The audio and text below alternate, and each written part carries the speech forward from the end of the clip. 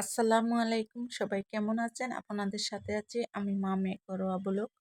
দূরে এবং কাছে আমার প্রাণপ্রিয় ভাই ও বোনেরা, আপুরা, বন্ধুরা যে যেখানে আছেন, আশা করি সবাই ভালো আছেন, সুস্থ আছেন এবং নিরাপদে আছেন। আপনাদের ছোট বড় সবারও দোয়া এবং ভালোবাসা আলহামদুলিল্লাহ আমি আমার ফ্যামিলির সবাইকে নিয়ে ভালো আছি। তো আজকে একটা ভিডিও নিয়ে এসেছি। ভিডিওটা হলো এই যে আদা রসুন দেখতেছেন, এটা হলো টাটকা আদা রসুন আনছি অল্প করে। কারণ হচ্ছে আমার বাসায় আদা রসুন অনেক আছে, ফ্রিজে ডিপ করে রাখছি। তাই ভাবলাম যে অল্প করে টাটকা আদা রসুন নিয়ে যাই আচার বানানোর জন্য। আর এই যে পিন দেখালাম আর রশি দেখালাম, রশিগুলো বারান্দাতে বাঁধতে হবে, তাই এই জন্য কাপড় চোপড় ঝোলানোর জন্য। তা এই তো দেখলেন যে আদা রসুন আনছি, সেই আদা রসুনের জন্য জলপাইয়ের প্রয়োজন। তাই সেজন্য জলপাইয়ের জন্য আদা রসুন নিয়ে আসছি। এই জলপাইয়ের আচার দিব। আর আদা রসুনটা যদি ডিপের থেকে না হয়, যদি টাটকা হয়, সেই আদা রসুনটা বেশ ভালোই লাগে। এই আদা রসুন আর সরিষা যদি আচারে না দেয় তাহলে আচারটা বেশি মজা লাগে না। তাই যাই হোক, যদি সম্ভব হয় তাহলে আমি ভিডিও দেখাবো যে আমি কিভাবে আচার দিই। যদি আপনাদের পছন্দ হয় তাহলে আপনারাও ওইভাবে করে আচার দিবেন। আমার পরবর্তী ভিডিওর অপেক্ষায় থাকবেন। অপেক্ষা করলে তার বুঝতে পারবেন যে আমি আচার কিভাবে দেই। আর এই তো জলপাই কিনে নিয়ে আসলাম। জলপাইগুলো অনেক বড় বড় একদম।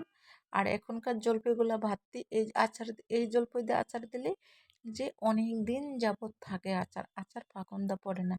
আর এই তো দেখেন, এটাতে কয়েকটা পিন আনছি, কয়েকটা বলতে 10 টাকার পিন আনছি। কেন জানেন? আমার সেলাই মেশিনটা আছে না, আমি সেলাই মেশিনের নিচে ড্রয়ারটা নষ্ট হয়ে গেছে, তার জন্য একটা নতুন ড্রয়ার লাগাবো।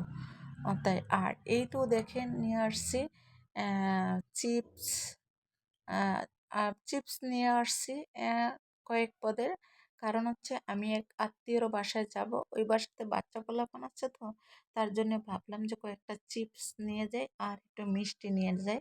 ওই বাসাতে আমি নতুন যাই না, যেমন আমি আরো কয়েকবার গেছি। তা তখনও মিষ্টি টিষ্টি নিয়েছি। তো এক এক সময় যদি এক একটা জিনিস না নেয় তাহলে ভালো লাগে।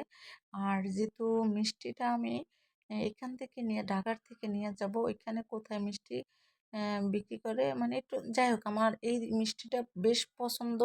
তাই সেজন্য আমার বাইকনার দোকান থেকে আমি মিষ্টিটা নিয়ে যাব। আর কারণ হচ্ছে যাই সব সময়, আবার সব সময় একটা না একটা কিছু নিয়ে যাই। তাই এইবার ভাবলাম যে মিষ্টি নিয়ে যাব। কেন নিয়ে যাব সেটা আমি পরবর্তীতে বলবো। এইবার চাইলে আর বিস্কিট, মানে ফল টল এগুলো নেব না, শুধু মিষ্টি নেব। আর গেলাম পিঠা কিনতে। সন্ধ্যায় নাস্তার জন্য ভাবলাম যে একটু পিঠা নিয়ে আসি। তাই কি পিঠা আনলাম, তিনজনে তিনটা তেলের পিঠা নিয়ে আসলাম, তারপরে 7টা চিতই পিঠা নিয়ে আসলাম। আর এই চিতই পিঠাটা বেশ ভালোই লাগে।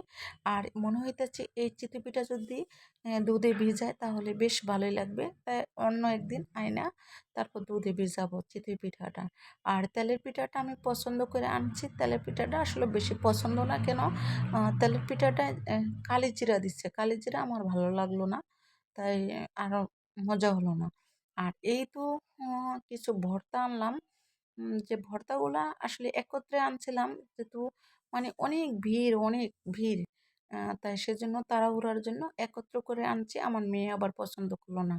আর এই তো তেলের পিঠা আর হলো চিতই পিঠা। কেমন লাগলো? ভালো লাগলে লাইক কমেন্ট শেয়ার করতে ভুলে যাবেন না। আল্লাহ হাফেজ, সবাই ভালো থাকবেন, সুস্থ থাকবেন।